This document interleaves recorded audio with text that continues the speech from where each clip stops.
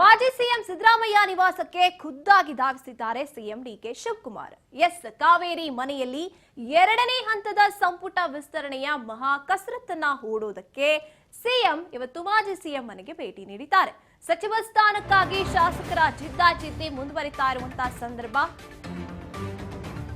ಆಡಳಿತಾರೂಢ ಕಾಂಗ್ರೆಸ್ನಲ್ಲಿ ಇದು ಮುಗಿತಾ ಇಲ್ಲ ಈ ಜಿದ್ದಾಜಿದ್ದಿ. ಮೊದಲನೇ ಪಟ್ಟಿ ಆಯ್ತು, ಈಗ ಎರಡನೇ ಪಟ್ಟಿಯಲ್ಲಿ ಮಾಜಿ ಸಿಎಂ ನಿವಾಸಕ್ಕೆ ಖುದ್ದಾಗಿ ಧಾವಿಸಿದ್ದಾರೆ ಸಿಎಂ ಡಿಕೆಶಿ. ಗೊಂದಲ ಉಂಟಾಗಿರೋ ಕಾರಣಕ್ಕೆ ಸಿದ್ದರಾಮಯ್ಯ ನಿವಾಸಕ್ಕೆ ಸಿಎಂ ಡಿಕೆ ಶಿವಕುಮಾರ್ ಭೇಟಿ ನೀಡಿದ್ದಾರೆ. ಕಾವೇರಿ ನಿವಾಸಕ್ಕೆ. ಕಾವೇರಿಯಲ್ಲಿ ಎರಡನೇ ಹಂತದ ಸಂಪುಟ ಕಸರತ್ತನ್ನ ಹೂಡೋದಕ್ಕೆ ಆಡಳಿತಾರೂಢ ಕಾಂಗ್ರೆಸ್ನಲ್ಲಿ ಖಾತೆ ಇನ್ನೂ ಕೂಡ ಮುಗಿತಾ ಇಲ್ಲ. ಮೊದಲನೇ ಪಟ್ಟಿನಲ್ಲೂ ಕೂಡ ಇದೇ ರೀತಿಯಾಗಿ ಸಮಸ್ಯೆ ಆಗ್ತಾ ಇತ್ತು. ಶಾಸಕರು ಪಟ್ಟು ಹಿಡಿತಾ ಇದ್ರು. ಈ ಕಡೆ ಹೈಕಮಾಂಡ್ ನಿರ್ಧಾರವನ್ನ ತಿಳಿಸ್ತಾ ಇರಲಿಲ್ಲ. ಈಗ ಎರಡನೇ ಪಟ್ಟಿ ಕೂಡ ಅದೇ ರೀತಿಯಾಗಿ ಡಿಲೇ ಆಗ್ತಾ ಹೋಗ್ತಾ ಇದೆ. ಸಚಿವ ಸ್ಥಾನಕ್ಕಾಗಿ ಶಾಸಕರು ಜಿದ್ದಾಜಿದ್ದಿ ಮುಂದುವರಿತಾ ಇದೆ. ಬೆಂಬಲಿಗರು ಬೀದಿ ಬೀದಿಯಲ್ಲಿ ಭಾರಿ ಪ್ರತಿಭಟನೆಗಳನ್ನ ಕೂಡ ಮಾಡ್ತಾ ಇದ್ದಾರೆ. ಇದೇ ಒಂದು ನಿಟ್ಟಿನಲ್ಲಿ ಸಿಎಂ ಡಿಕೆ ಇವತ್ತು ಏನ್ ಮಾಡೋದು, ಈ ಗೊಂದಲಕ್ಕೆ ಪರಿಹಾರ ಏನು, ನೀವೇನಾದ್ರೂ ಸಲಹೆ ಕೊಡ್ತೀರಾ ಅಂತ ಎಲ್ಲ ಸಲಹೆಯನ್ನ ಪಡ್ಕೊಳ್ಳೋದಕ್ಕೆ, ಮಾರ್ಗದರ್ಶನವನ್ನ ಪಡ್ಕೊಳ್ಳೋದಕ್ಕೆ ಮಾಜಿ ಸಿಎಂ ಮನೆಗೆ ಭೇಟಿ ನೀಡಿರುವಂಥದ್ದು. ಎರಡನೇ ಸುತ್ತಿನಲ್ಲಿ ಇವಾಗ ಆಯ್ಕೆ ಆಗ್ಬೇಕು ಸಚಿವ ಸಂಪುಟ. ಒಟ್ನಲ್ಲಿ ಡಿಕೆ ಬಣ ಕೂಡ ಪಟ್ಟು ಹಿಡಿದಿರುವಂಥದ್ದು. ಸಿಎಂ ಬಣ ಅಂದ್ರೆ ಮಾಜಿ ಸಿಎಂ ಬಣ ಕೂಡ ಪಟ್ಟು ಹಿಡಿದು ನಿಂತಿರುವಂಥದ್ದು. ಈ ಕಡೆ ರಾಹುಲ್ ಗಾಂಧಿ ಅವರು ಹೇಳಿದ ಹಾಗೆ ನಡ್ಕೋಬೇಕು ಅಂದ್ರೆ ಹೊಸಬ್ರಿಗೊಂದು ಅವಕಾಶ ಇರಬೇಕು. ಹೊಸಬ್ರು ಅಂತ ನೋಡಿದಾಗ ಮೊದಲನೇ ಪಟ್ಟಿಯಲ್ಲಿ 13 ಜನರಲ್ಲಿ ಹೊಸಬ್ರು ಅಂತ ನಮಗೆ ಕಂಡಿದ್ದು ಯತೀಂದ್ರ ಸಿದ್ದರಾಮಯ್ಯನವರು ಮಾತ್ರ. ಈ ಬಾರಿ ಹೊಸಬ್ರು ಇರಲೇಬೇಕು, ಹೇಳಿದಂತೆ ನಡ್ಕೋಬೇಕು. ಅಥವಾ ಏನಾದ್ರೂ ಒಂದು ಹೊಸ ಕ್ರಾಂತಿ ಸೃಷ್ಟಿ ಆಗ್ಬೇಕು ಅಂದ್ರೆ ಹೊಸಬ್ರಿಗೆ ಅವಕಾಶ ಕೊಡೋಣ. ಹಿರಿಯರಿಗೆ ಸ್ವಲ್ಪ ಮಟ್ಟಿಗೆ ಒಂದು ರೆಸ್ಟ್ ಅಥವಾ ಅವರು ಸಲಹೆಗಳನ್ನ ಕೊಡ್ತಾ ಇರ್ಲಿ, ಆದ್ರೆ ಅಧಿಕಾರ ಬೇಡ ಅಂತ ಹೇಳಿದಂತಿದ್ರು ರಾಹುಲ್ ಗಾಂಧಿ ಅವರು. ಆದ್ರೆ ಈಗ ಏನಾಗುತ್ತೆ ಅಂತ ನೋಡ್ಬೇಕಾಗಿದೆ. ಹೈಕಮಾಂಡ್ ನಾಯಕರು ಏನ್ ನಿರ್ಧಾರ ಮಾಡ್ತಾರೆ, ಒಟ್ನಲ್ಲಿ ಅವರಿಗೆ ಒತ್ತಡವನ್ನ ಹೇರ್ಬೇಕು ಅಂತ ಶಾಸಕರು ಒಬ್ರಾದ ಮೇಲೆ ಒಬ್ರು ಹೈಕಮಾಂಡ್ ನಾಯಕರನ್ನ ಭೇಟಿ ಆಗ್ಬೇಕು ಅಂತ ದೆಹಲಿಗೆ ಹೋಗೋದು ಬರೋದು, ಇಲ್ಲ ಅಲ್ಲೇ ಜಾಂಡ ಹೂಡೋದು ಅಂತಾರಲ್ಲ, ಅದೇ ರೀತಿಯಾಗಿ ಮಾಡ್ತಾ ಇದ್ದಾರೆ. ಆದ್ರೆ ಈ ಒಂದು ವಿಚಾರಕ್ಕೆ ಮಾತ್ರ ಒಂದು ಕ್ಲಾರಿಟಿ ಸಿಗ್ತಾ ಇಲ್ಲ. ಯಾವ ಒಂದು ಅಂಶವನ್ನು ಕೂಡ ಬಿಟ್ಕೊಡ್ತಾ ಇಲ್ಲ. ಯಾರೇ ಹೈಕಮಾಂಡ್ ನಾಯಕರಾಗಿರ್ಬೋದು, ಈ ಕಡೆ ಸಿಎಂ ಆಗಿರ್ಬೋದು, ಇಲ್ಲಿ ಒಂದು ಕ್ಲೈಮ್ಯಾಕ್ಸ್ ಎರಡನೇ ಹಂತದಲ್ಲಿ ಸಿಗೋದಕ್ಕೆ ಇದು ಕೂಡ ಒಂದು ರೀತಿಯಾಗಿ ಡಿಲೇ ಆಗ್ತಾ ಹೋಗ್ತಾ ಇದೆ. ಹಾಗಾಗಿ ಒತ್ತಡ ಹೆಚ್ಚಾಗ್ತಾ ಇದೆ. ಆ ಕಡೆ ಹೈಕಮಾಂಡ್ ನಾಯಕರ ಮೇಲೂ ಕೂಡ ಒತ್ತಡವನ್ನ ಹೇರ್ತಾ ಇರುವಂತದ್ದು ಶಾಸಕರ ದಂಡು.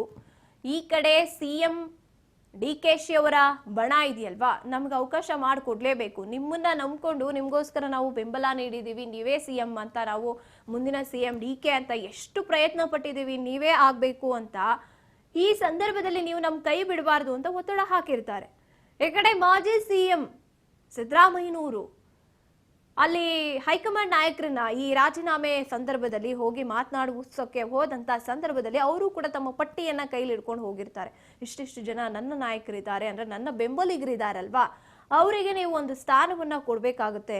ನೀವು ಹೇಳಿದ ತಕ್ಷಣ ರಾಜೀನಾಮೆಯನ್ನ ಯಾವುದೇ ತಕರಾರಿಲ್ಲದೆ ರಾಜೀನಾಮೆ ಕೊಡೋದಕ್ಕೆ ಒಪ್ಕೊಂಡಿದ್ದೀನಿ. ಅದೇ ರೀತಿಯಾಗಿ ಇಲ್ಲಿ ಯಾವುದೇ ಸೀನ್ ಕ್ರಿಯೇಟ್ ಮಾಡಲಿಲ್ಲ, ನಾನು ರಾಜೀನಾಮೆ ಕೊಟ್ಟಿದ್ದೀನಿ ಅಂದಾಗ ನನ್ನನ್ನ ನಂಬ್ಕೊಂಡಿರುವಂತವರಿಗೆ ನೀವು ಅವಕಾಶ ಮಾಡಿಕೊಡ್ಬೇಕಾಗುತ್ತೆ ಅಂತ ಹೇಳ್ಬಿಟ್ಟು ಬಂದಿರ್ತಾರೆ.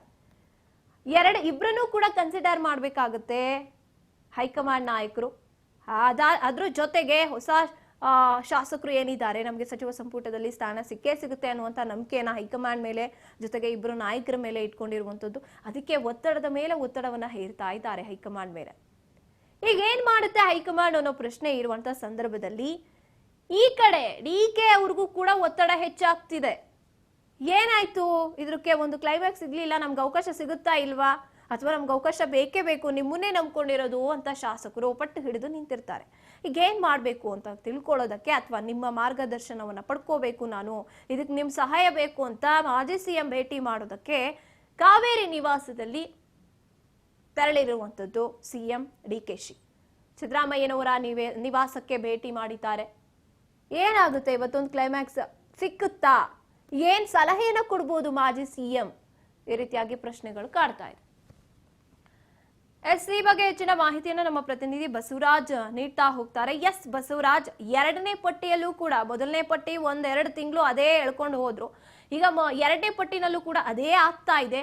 ಏನ್ ನಡೀತಾ ಇದೆ ನಿಜವಾಗ್ಲೂ ಕಾಂಗ್ರೆಸ್ ಪಾಳಯದಲ್ಲಿ ಅಂತ? ಗಾಯತ್ರಿ, ಈಗಾಗಲೇ ಕಾಂಗ್ರೆಸ್ ಪಕ್ಷದ ಸರ್ಕಾರದಲ್ಲಿ ಸಂಪುಟ ಭರ್ತಿ ಮಾಡ್ಬೇಕಾಗಿದೆ. ಈಗಾಗಲೇ ಇನ್ನೇನು ಕೆಲವು ಸಚಿವರಿಗೂ ಕೂಡ ಖಾತೆಯನ್ನು ಕೂಡ ಕೊಟ್ಟಿರ್ತಕ್ಕಂಥದ್ದು. ಒಂದಿಷ್ಟು ಅಸಮಾಧಾನ ನಡುವೆಯೂ ಕೂಡ ಇಲಾಖೆಗಳನ್ನ ಮುನ್ನಡೆಸ್ಕೊಂಡು ಹೋಗ್ತಾ ಇದ್ದಾರೆ. ಅದರ ಜೊತೆಗೆ ಇನ್ನು ಉಳಿದಿರ್ತಕ್ಕಂತ ಸಚಿವ ಸ್ಥಾನಗಳನ್ನು ಕೂಡ ತುಂಬಬೇಕಾಗಿರ್ತಕ್ಕಂತಹ ಸವಾಲು ಕೂಡ ಡಿ.ಕೆ. ಶಿವಕುಮಾರ್ ಅವ್ರಿಗೆ, ಸಿದ್ದರಾಮಯ್ಯ ಅವರಿಗೆ ಮತ್ತೆ ಕಾಂಗ್ರೆಸ್ ಪಕ್ಷದ ಹೈಕಮಾಂಡ್ ನಾಯಕರು ಕೂಡ ಇರುವಂತದ್ದು. ಹಾಗಾಗಿ ಈಗ ಎರಡನೇ ಪಟ್ಟಿಯಲ್ಲಿ ಸೇರ್ಕೋಬೇಕು ಅನ್ನುವಂತ ನಿಟ್ಟಿನಲ್ಲಿ ಹಲವು ರೀತಿಯ ಪ್ರಯತ್ನವನ್ನು ಕೂಡ ಕಾಂಗ್ರೆಸ್ ಪಕ್ಷದ ಹಲವು ಶಾಸಕರು ಕೂಡ ಮಾಡ್ತಾ ಇದ್ದಾರೆ. ಸಮುದಾಯವಾರು, ಪ್ರಾದೇಶಿಕವಾರು, ಹಿರಿತನದ ಮೇಲೆ ಹೀಗೆ ಹಲವು ರೀತಿಯ ಕಾರಣಗಳನ್ನ ಮುಂದಿಟ್ಕೊಂಡು ಸಚಿವ ಸ್ಥಾನಕ್ಕಾಗಿ ಬಹಳಷ್ಟು ಲಾಬಿಯನ್ನು ಕೂಡ ನಡೆಸ್ತಾ ಇದ್ದಾರೆ.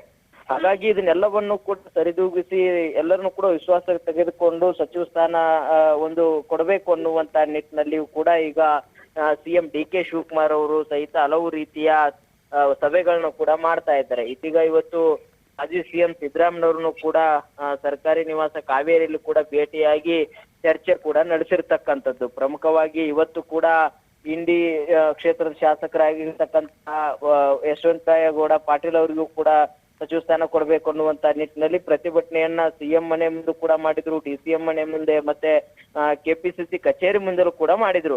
ಹೀಗೆ ಹಲವು ರೀತಿಯ ಜಮೀರ್ ಅಹಮದ್ ಖಾನ್ ಅವರ ಬೆಂಬಲಿಗರಾಗಿರ್ಬೋದು, ಕಾರ್ಯಕರ್ತರಾಗಿರ್ಬೋದು, ಹೀಗೆ ಹಲವು ರೀತಿಯ ಶಾಸಕರ ಬೆಂಬಲಿಗರು, ಕಾರ್ಯಕರ್ತರು ಪ್ರತಿಭಟನೆ ಮಾಡ್ತಾ ಇದ್ದಾರೆ. ಇದನ್ನೆಲ್ಲವನ್ನು ಕೂಡ ವಿಚಾರಕ್ಕೆ ಸಂಬಂಧಪಟ್ಟಂತೆ ಕೂಡ ಇವತ್ತು ಸಿದ್ದರಾಮಯ್ಯ ಜೊತೆ ಚರ್ಚೆ ನಡೆಸಿದ್ದಾರೆ. ಯಾರಿಗೆಲ್ಲ ಅವಕಾಶ ಮಾಡಿಕೊಡ್ಬೇಕು ಮತ್ತೆ ಯಾರೆಲ್ಲ ಅಸಮಾಧಾನಗೊಳ್ತಾರೆ ಅವ್ರನ್ನ ಯಾವ ರೀತಿಯ ವಿಶ್ವಾಸಕ್ಕೆ ತೆಗೆದುಕೊಳ್ಬೇಕು ಅನ್ನುವಂತ ನಿಟ್ಟಿನಲ್ಲಿ ಸಿದ್ದರಾಮಯ್ಯವರ ಸಲಹೆಯನ್ನು ಕೂಡ ಡಿ.ಕೆ. ಶಿವಕುಮಾರ್ ಅವರು ಪಡೆದುಕೊಂಡಿರ್ತಕ್ಕಂಥದ್ದು. ಯಾಕಂತಂದ್ರೆ ಎರಡನೇ ಪಟ್ಟಿ ಅಂತಿಮವಾಗಬೇಕಾದ್ರೆ ಸಿದ್ದರಾಮಯ್ಯ ಅವರು ಮತ್ತೆ ಡಿ.ಕೆ. ಶಿವಕುಮಾರ್ ಅವರು ಇಬ್ರು ಸಹಿತ ಹೈಕಮಾಂಡ್ ನಾಯಕರ ಜೊತೆ ಚರ್ಚೆ ನಡೆಸಿದ ಬಳಿಕವೇ ಎರಡನೇ ಪಟ್ಟಿ ಕೂಡ ಅಂತಿಮವಾಗುವಂತದ್ದು. ಹಾಗಾಗಿ ಆ ಒಂದು ಎರಡನೇ ಪಟ್ಟಿ ವಿಚಾರಕ್ಕೆ ಸಂಬಂಧಪಟ್ಟಂತೆ ಕೂಡ ಇದೀಗ ಸಿದ್ದರಾಮಯ್ಯವರು ಮತ್ತೆ ಡಿ.ಕೆ. ಶಿವಕುಮಾರ್ ಚರ್ಚೆ ಮಾಡಿರ್ತಕ್ಕಂಥದ್ದು. ಈಗ ವಿಧಾನ ಪರಿಷತ್ನ ಚುನಾವಣೆ ಇದೆ. ಆ ವಿಧಾನ ಪರಿಷತ್ ಚುನಾವಣೆಯಲ್ಲಿ ಕೂಡ 5ನೇ ಅಭ್ಯರ್ಥಿಯನ್ನ ಕಣಕ್ಕಿಳಿಸಿರ್ತಕ್ಕಂಥದ್ದು. ಆ ಅಭ್ಯರ್ಥಿ ಗೆಲ್ಲುವುದಕ್ಕೆ ಒಂದು 3-4 ಶಾಸಕರ ಮತಗಳು ಕೂಡ ಅನಿವಾರ್ಯವಾಗಿರ್ತಕ್ಕಂಥದ್ದು. ಅವುಗಳನ್ನ ಯಾವ ರೀತಿಯಾಗಿ ತೆಗೆದುಕೊಳ್ಬೇಕು ಅನ್ನುವಂಥದ್ದು ಮತ್ತೆ ನಮ್ಮ ಶಾಸಕರು ಕೂಡ ಯಾವುದೇ ರೀತಿ ಅಡ್ಡ ಮತದಾನ ಆಗ್ಬಾರ್ದು ಅನ್ನುವಂತ ನಿಟ್ಟಿನಲ್ಲಿ ಎಲ್ಲರಿಗೂ ಕೂಡ ಸೂಚನೆ ಕೊಡಬೇಕು ಅನ್ನುವಂತ ನಿಟ್ಟಿನಲ್ಲಿ ಕೂಡ ಆ ವಿಚಾರ ಕೂಡ ಚರ್ಚೆ ಮಾಡಿದ್ದಾರೆ. ವಿಧಾನ ಪರಿಷತ್ನ ಚುನಾವಣೆ ಆದ ಬಳಿಕ 18ನೇ ಇದೆ ಜೂನ್ 18ನೇ ತಾರೀಕು ವಿಧಾನ ಪರಿಷತ್ ಚುನಾವಣೆ ಇದೆ. ಆ ಚುನಾವಣೆ ಆದ ಬಳಿಕ ಡಿ.ಕೆ. ಶಿವಕುಮಾರ್ ಅವರು, ಸಿದ್ದರಾಮಯ್ಯ ಅವರು ಇಬ್ಬರು ಕೂಡ ದೆಹಲಿಗೆ ಹೋಗ್ಲಿದ್ದಾರೆ ಅನ್ನುವಂತ ಮಾಹಿತಿ ಇದೆ. ಹೋದ ಬಳಿಕ ಎರಡನೇ ಪಟ್ಟಿಯನ್ನ ಫೈನಲ್ ಮಾಡುವಂತ ಹಂತವು ಕೂಡ ಇರುವಂತದ್ದು. ಹಾಗಾಗಿ ಅದರ ಭಾಗವಾಗಿ ಇವತ್ತು ಸಿದ್ದರಾಮಯ್ಯ ಅವರು ಮತ್ತೆ ಡಿ.ಕೆ. ಶಿವಕುಮಾರ್ ಅವರು ಕೂಡ ಭೇಟಿ ಆಗಿರ್ತಕ್ಕಂಥದ್ದು. Gayatri, yes, thank you Basavaraj ನಿಮ್ಮೆಲ್ಲ ಮಾಹಿತಿಗಾಗಿ. ಎಸ್, ಈಗ ಮೊದಲನೇ ಪಟ್ಟಿ ಆಯ್ತು, ಈಗ ಚುನಾವಣೆ ಕೂಡ ಹತ್ರ ಬರ್ತಾ ಇದೆ. ಈ ಸಂದರ್ಭದಲ್ಲಿ ಇದನ್ನು ಕೂಡ ಚುನಾವಣೆ ಮುಗಿಯೋವಷ್ಟರಲ್ಲಿ ಇದನ್ನ ಒಂದು ಕ್ಲೈಮ್ಯಾಕ್ಸ್ಗೆ ತಂದಿಡಬೇಕು ಅನ್ನುವಂಥದ್ದು ಹೈಕಮಾಂಡ್ ನಾಯಕರಲ್ಲಿ ಇರುವಂಥದ್ದಂತೆ ಕಾಣಿಸ್ತಾ ಇಲ್ಲ. ಅಂದ್ರೆ ಚುನಾವಣೆ ಆದ ನಂತರದಲ್ಲಿ ಮತ್ತೊಮ್ಮೆ ಹೋಗಿ ಭೇಟಿ ಮಾಡಿ ಹೈಕಮಾಂಡ್ ನಾಯಕರೊಂದಿಗೆ ಎರಡನೇ ಪಟ್ಟಿನಲ್ಲಿ ಯಾರ್ಯಾರನ್ನೆಲ್ಲ ಆಯ್ಕೆ ಮಾಡಬಹುದು ಅನ್ನೋ ನಿಟ್ಟಿನಲ್ಲಿ ಮಾತುಕತೆ ಆಗೋ ಚಾನ್ಸಸ್ ಇದೆ. ಇನ್ನು ಪ್ರತಿಭಟನೆಗಳಂತೂ ಬೆಂಬಲಿಗರು, ಶಾಸಕರ ಬೆಂಬಲಿಗರು ಮಾಡ್ತಾ ಬರ್ತಾ ಇರುವಂತದ್ದು. ಇಲ್ಲಿ ಶಾಸಕರುಗಳು ಪಟ್ಟು ಹಿಡಿದು ಕೂತಿದ್ದಾರೋ ಇಲ್ಲ, ಆದ್ರೆ ಬೆಂಬಲಿಗರು ಮಾತ್ರ ಇಲ್ಲ, ನಮ್ಮ ನಾಯಕನಿಗೆ ಸ್ಥಾನ ಸಿಗಲೇಬೇಕು, ಡಿ.ಸಿ.ಎಂ ಸ್ಥಾನ ಸಿಗಬೇಕು ಅಂತ ಜಮೀರ್ ಅಹಮದ್ ಪರವಾಗಿ ಆಗ್ಲಿಂದಲೂ ಕೂಡ ಪ್ರತಿಭಟನೆಯನ್ನ ಮಾಡ್ಕೊಂಡೇ ಬರ್ತಾ ಇದ್ದಾರೆ. ಅವರನ್ನ ಕಡೆಗಣಿಸ್ತಾ ಇದ್ದಾರೆ ಕಾಂಗ್ರೆಸ್ನ ನಾಯಕರುಗಳು. ಹುನ್ನಾರವನ್ನ ಮಾಡ್ತಾ ಇದ್ದಾರೆ ಅವರ ವಿರುದ್ಧವಾಗಿ ಅಂತ ಇಲ್ಲ. ಅದೇ ರೀತಿಯಾಗಿ ಇನ್ನುಳಿದಂತ ಶಾಸಕರುಗಳ ಪರವಾಗಿ ಪ್ರತಿಭಟನೆಗಳು ನಡೀತಲೇ ಇದೆ ಈಗಲೂ ಕೂಡ. ಯಾವಾಗ ಈ ಎರಡನೇ ಸುತ್ತಿನ ಸಂಪುಟ ಪುನರ್ರಚನೆ ಆಗುತ್ತೆ ಅಥವಾ ಯಾರು ಇರ್ತಾರೆ ಲಿಸ್ಟ್ ಅಲ್ಲಿ ಅಂತ ಅನೌನ್ಸ್ ಆಗೋವರೆಗೂ ಕೂಡ ಇದು ಮುಂದುವರಿಯುತ್ತೆ. ಹಾಗಾಗಿ ಇದು ಒಂದು ಈ ಖ್ಯಾತೆ ಅನ್ನುವಂಥದ್ದು ಹೀಗೆ ಮುಂದುವರಿಯುತ್ತಾ ಅಥವಾ ಯಾವಾಗ ಇದಕ್ಕೊಂದು ಕ್ಲೈಮ್ಯಾಕ್ಸ್ ಸಿಗುತ್ತೆ ಅನ್ನುವಂಥದ್ದನ್ನ ಹೈಕಮಾಂಡ್ ನಾಯಕರೇ ಇದಕ್ಕೊಂದು ಕ್ಲೈಮ್ಯಾಕ್ಸ್ನ ನೀಡಬೇಕಾಗಿದೆ.